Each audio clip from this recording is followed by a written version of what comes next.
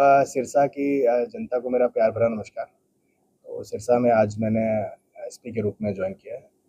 तो जैसा कि सिरसा में नशे के विरुद्ध अभियान एक बड़े स्तर पर चल रहा है, तो मेरी प्राथमिकताओं में सबसे पहले उसी नशे के विरुद्ध अभियान को और आगे लेके जाना मेरी पहली प्राथमिकता रहेगी।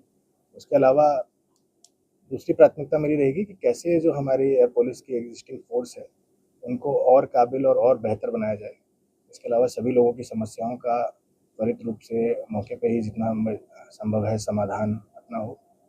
जो पुलिस और जनता के बीच में जो कई बार गैप होता है, वो गैप बहुत ही कम हो। और साथ में जो क्राइम है, जो भी यहाँ पे क्राइम की प्रोफाइल है, मैंने सुना है कि पर्टिकुलरली यहाँ पे चोरी या इस प्रकार का वारदातें हैं, उन पे भी अंकुश लगाने का प्राथमिकता मेरी रहेगी। उसके अलावा महिला सुरक्षा और ट्रैफिक की व्यवस्था को भी और सुधार बढ़ाने की दिशा में कार्य किया जाएगा। जिस जैसे सिरसा है वो पंजाब और राजस्थान की सीमा पर बसा हुआ क्षेत्र है। नशे की शुष्क बंदरगाह इसको कहा जाता है। पुलिस के आंकड़े भी बोलते हैं कि करोड़ों रुपए की चिट्टा नशा है वो सप्लाई करने वाले तस्करों को यहाँ पर पकड़ा गया है, लेकिन उसके बावजूद चिट्टा रुक नहीं रहा है। इसके साथ साथ जो चिट्टे से लगातार मौत हो रही है, अकेले रोडी क्षेत्र में ही 15 से ज़्यादा युवा एक्सपायर हो चुके हैं। इसके साथ साथ हर गांव के जो युवा है इससे प्रभावित है। चिट्टे को लेकर के सर क्या मास्टर प्लान है पुलिस के पास? तो नशे के लिए बेसिकली दो पार्ट होते हैं, एक होता है डिमांड और एक होता है सप्लाई। तो डिमांड को कम करना है, यानी जो लोग नशे का सेवन कर रहे हैं, अगर वो नशा खरीदना बंद कर देंगे, उसका सेवन बंद कर देंगे, तो नशे की सप्लाई भी ऑटोमेटिकली खत्म हो जाएगी। तो सबसे पहले उस डिमांड को कंट्रोल किया जाएगा। उसमें जो लोग नशे से ग्रसित हैं, उनको आइडेंटिफाई करके उनका इलाज करने का जो प्रक्रिया है ऑलरेडी यहाँ चल रही है, उसको और सुदृढ़ बनाया जाएगा। दूसरा, जहाँ तक सप्लाई कंट्रोल करने की बात है, तो उसमें जो बड़े इस प्रकार के नशे के कारोबार में संलिप्त लोग हैं, उनकी पूरी चेन को ट्रेस करके और आसपास के जो राज्य हैं, उनके भी जो नेबरिंग डिस्ट्रिक्ट्स हैं, उनके प्रमुख से बात करके और कोऑर्डिनेशन से काम करके नशे पर अंकुश लगाया जाए। खेल एक्टिविटी जो है पहले बढ़ाई गई थी, बहुत से गाँव को नशा मुक्त भी किया गया है, लेकिन कुछ गाँव में ये देखने को आया कि जो गाँव नशा मुक्त किए गए थे उन्हीं गाँव में चिट्टा बिक रहा है। जो नशा मुक्त गांव की हमारी स्कीम है, जिसमें ये कहा जाता है कि गांव में कोई नशा बेचने वाला नहीं होना चाहिए, साथ में नशे के सेवन करने वाला अगर कोई है तो उसका इलाज शुरू हो जाना चाहिए। दो पैरामीटर्स हैं। तो जैसा मैंने आपको पहले कहा कि डिमांड को कंट्रोल करना, तो डिमांड को कंट्रोल करने में आपने खेलकूद की बात की, तो एक पार्ट खेलकूद का भी है कि जो यूथ है, अगर वो अपनी एनर्जी खेलकूद में अगर लगा देगा, तो चांसेस रहते हैं कि वो नशे के चक्कर में ना पड़े। तो खेल कूद का अगर इस प्रकार से जो व्यवस्था ऑलरेडी बनी हुई है, या फिर अगर कहीं पे कम हो गई है, तो उनको रिव्यू करके जो भी उसके अंदर सकारात्मक प्रभाव होंगे, वो लिए जाएंगे सकारात्मक स्टेप। 2 दिन बाद सीएम साहब आ रहे हैं, आपके लिए पहला बड़ा एक चैलेंज है, कैसे व्यवस्था को कंट्रोल करेंगे? सीएम विजिट एक बहुत ही इंपॉर्टेंट ड्यूटी पुलिस के लिए रहती है। तो 2 दिन बाद सीएम साहब नशे की रोकथाम के लिए ही जो साइक्लोथॉन यात्रा चल रही है, उस संदर्भ में जिले का सौभाग्य है कि सीएम साहब यहाँ पधार रहे हैं। जो नॉर्मल हमारा प्रॉपर प्रोटोकॉल उसका शेड्यूल बना हुआ है, तो उस हिसाब से मौके की विजिट करके अकॉर्डिंगली ड्यूटीज प्लान की जाए।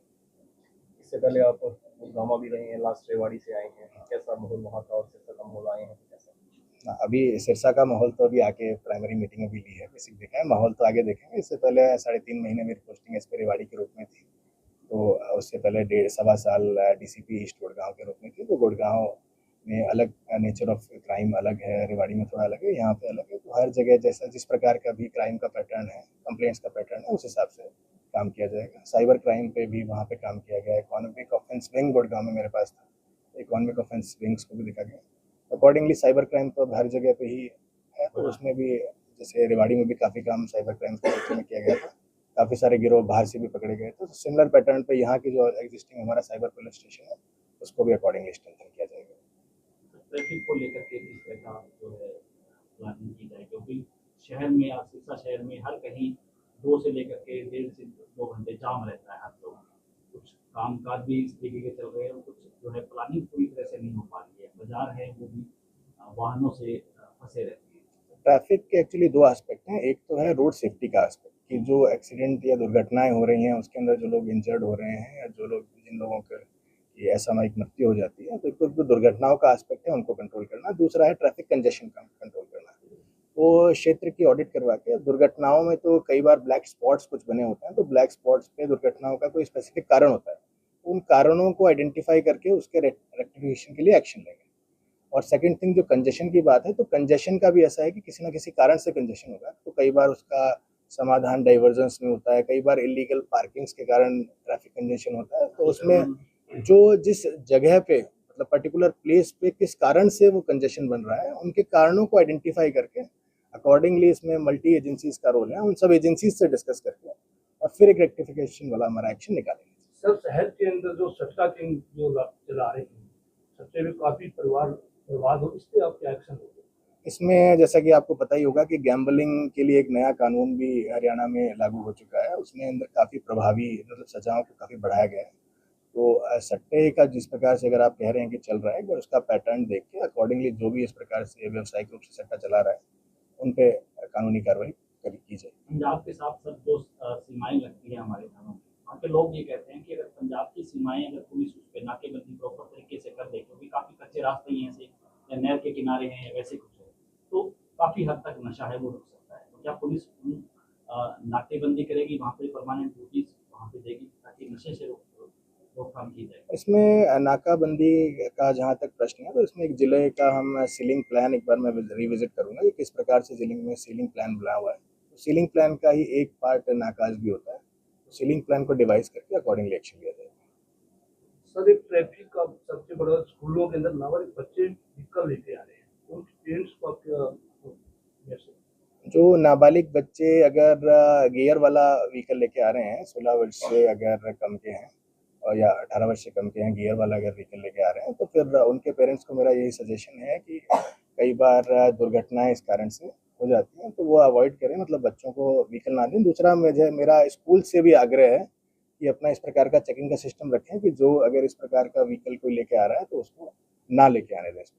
तो इस पे आप स्कूलों के अंदर मुहिम चलाएं तो ये सक्सेसफुल? हाँ, बिल्कुल, इसमें इस मामले में स्कूल्स के साथ भी पूरी मीटिंग की जाएगी और जो नाबालिग बच्चे अगर व्हीकल चलाने हैं, तो उनके पेरेंट्स की रिस्पॉन्सिबिलिटी इसमें फिक्स करने का नियम है, तो पेरेंट्स की रिस्पॉन्सिबिलिटी उसमें फिक्स की जाएगी। बहुत सारे ऐसे स्कूल हैं सर जिनकी स्कूल बसें ही हैं, वो नियम पूरा नहीं कर पाती हैं, बावजूद उसके उसमें स्कूल बच्चे हैं वो जा रहे हैं स्कूलों में। काफ़ी ट्रैफिक ने अभियान चलाया था, लेकिन 1-2 दिन चला दिया के बाद सब कुछ वैसे ही हो जाता है जैसे पहले चला। स्कूल बसेस के इंस्पेक्शन के लिए जिला स्तर पे एक प्रणाली ऑलरेडी बनी हुई है, जिसमें एसडीएम्स और बाकी जिला अधिकारी जो हैं वो अपना स्कूल्स के बसेस के प्रॉपर फिटनेसेस का, उसके अंदर सीसीटीवी लगे हुए हैं, वो सारे मानकों पे चेक करते हैं कि बस खरी उतरती है या नहीं। और इस प्रकार की जो बसें हैं जो इन मानकों पे खरी नहीं उतरती, उन्हें आइडेंटिफाई करके उन्हें इम्पाउंड किया जाएगा और साथ ही साथ में स्कूल्स पे कार्रवाई भी उस हिसाब से की जाएगी। ड्रग्स को लेकर कोई अभियान चलाया जाएगा सर, या कोई पुलिस की गश्ती बनाई जाएगी किसको लेके एक बार? ड्रग्स को लेकर? हाँ, ड्रग्स को लेके जैसा कि मैंने आपको बताया कि ड्रग्स तो यहाँ पे सबसे महत्वपूर्ण इशू है। उनको लेके तो दोनों एस्पेक्ट जो हैं कि डिमांड और सप्लाई का, दोनों को डील करने के लिए अभियान चला जाएगा। क्या आपका इसके अंदर पब्लिक के साथ सीधा संबंध होगा सर, पब्लिक में जाकर? पब्लिक में बिल्कुल, ये तो प्राइमरी काम ही है, मतलब बिना जन सहयोग के तो समस्या का, किसी भी समस्या का निस्तारण संभव नहीं है। और इसमें तो डायरेक्टली पब्लिक का इन्वॉल्वमेंट है, तो हम जहाँ भी गाँव वगैरह में, क्षेत्रों में जाके ड्रग्स के बारे में अवेयरनेस भी फैलाएंगे और साथ में जो हमारी स्कीम है उसका भी प्रचार प्रसार करेंगे। सर, इसके अलावा मेडिकल ड्रग्स पे आप क्या एक्शन है? तो मेडिकल ड्रग तो ये अफीम ये तो होगा, मेडिकल भी बड़ा नशा है। आप कह रहे हैं कि जो दवाइयाँ हैं, जो शेड्यूल एक्स या शेड्यूल H1 ड्रग्स हैं जो नशे की तरह यूज़ में आती हैं, तो इनके लिए भी एक ड्रग जो मेडिकल स्टोर पे बिना प्रॉपर प्रेस्क्रिप्शन के वो ना मिलें, तो उसको लेके बिल्कुल एक अभियान चला जाएगा। उसमें डिकॉयज़ वगैरह भी भेज के जो इस प्रकार के दुकानदार हैं जो बिना लाइसेंस के इस प्रकार की दवाइयाँ बेच रहे हैं या फिर बिना प्रेस्क्रिप्शन के अगर बेचता हुआ कोई पकड़ा जाता है, तो उन पे तुरंत प्रभाव से कार्रवाई की जाएगी और उनका फिर लाइसेंस निरस्त करवाने की कार्रवाई भी आगे की जाएगी। नशा बेचकर बनाई गई प्रॉपर्टी की जांच करवाई जाएगी सर, बुलडोजर वगैरह करवाया जाएगा?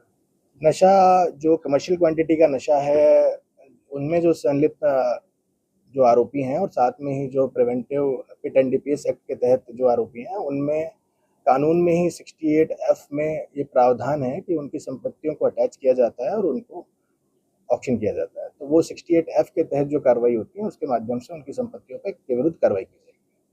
ट्रैफिक का जैसे सभी ने जिक्र किया, ट्रैफिक की समस्या बहुत बड़ी समस्या है सिरसा शहर में।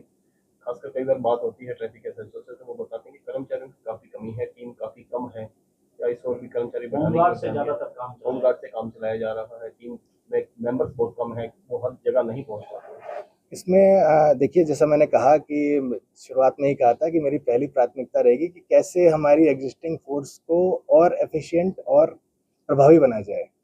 तो एग्जिस्टिंग फोर्स की एफिशिएंसी बढ़ाने में कई बार आजकल तकनीक का भी योगदान है, तो तकनीक का भी इंट्रोडक्शन उसके अंदर किया जाएगा, ताकि जो 4 लोगों का काम है वो एक व्यक्ति ही कैसे अच्छे से कर पाए। तो उस तरीके के काफ़ी आइडियाज़ हमारे पास हैं, तो आपको देखने को मिलेगा कि सर, किस इसी प्रकार से से। जुड़ा हुआ सवाल है कि ज्यादातर थाने और चौकियों में जो आपके पुलिस के जो वाहन हैं, वो उस तरीके के नहीं है जो होने चाहिए, यानी कि कबाड़ और खटारा किस्म की जो गाड़ियां हैं, उसमें भी एक सुधार किया जाए ताकि प्रत्येक जो है अपराधी जहाँ जल्दी पकड़े जाएं, उसके साथ साथ जो चाहे पुलिस के जो जवान हैं वो दिन रात जैसे काम करते हैं अपने वाहन लेकर के, तो वाहन व्हीकल्स की सबसे बड़ी प्रॉब्लम यहाँ पे है। व्हीकल्स का एक बार मैं स्टेटस अभी देखूंगा, उसमें अगर ऐसा होता है कि कुछ सभी वाहनों की आजकल निर्धारित अवधि है और उसके बाद नए व्हीकल जिले में समय समय पर आते रहते हैं, तो जो इस प्रकार के वाहन हैं उनकी कंडमनेशन की कार्रवाई करके नए व्हीकल के लिए हेडक्वार्टर से रिक्वेस्ट की जाए। सिरसा वासियों के लिए कोई संदेश सर देना चाहिए? सिरसा वासियों के लिए यही संदेश है कि एक तो सबसे पहले पॉजिटिव अप्रोच लेके और शहर के इम्प्रूवमेंट के लिए अपना कार्य करें। जैसे आपने ट्रैफिक की समस्या बताई, तो ट्रैफिक वास्तव में कुछ नहीं है, ट्रैफिक हम सभी हैं। तो अगर व्यक्ति खुद अपनी जिम्मेदारी समझ के, अगर नियमों का पालन करके और दूसरे के एस्पेक्ट को समझ के भी कार्य करेगा, तो सबकी समस्याओं का समाधान हो जाएगा। सबसे पहली बात तो ये है कि खुद एक अच्छे नागरिक सभी हैं, पर और जो नियमों के हिसाब से ट्राई करें कि कैसे बाकी लोगों की कन्वीनियंस आपकी के कारण प्रभावित ना हो। और दूसरा ये है कि लोगों को जागरूक भी करें। जैसे अगर आस-पास कुछ देखें कि भाई कुछ असामाजिक गतिविधि हो रही है, इस प्रकार की हो रही है, तो पहले ट्राई करें कि उनके स्तर पे अगर जानकार है तो समझाने पे रुक जाएँ, और ऐसा है कि कुछ और बड़ा कोई अगर इस प्रकार से कुछ हो रहा है तो वो अपना पुलिस को सूचना दें और उसमें फिर पुलिस इस हिसाब से कार्रवाई करेगी। सर, एक ट्रैफिक के जो आप बता रहे हो उसमें एक्सपायरी व्हीकल है जो बाहर से आके यहाँ चल रहे हैं, उस पे आप क्या एक्शन? जिन-जिन व्हीकल्स की अपना फ़िटनेस खत्म हो चुकी है, हर व्हीकल का एक ड्यूरेशन होता है कि कोई व्हीकल 15 से, जैसे टू व्हीलर्स हैं 15 साल की उनकी मियाद होती है। वो व्हीकल जहाँ भी पकड़े जाएँगे उन्हें इम्पाउंड करके फिर स्क्रैपिंग करवाई जाएगी।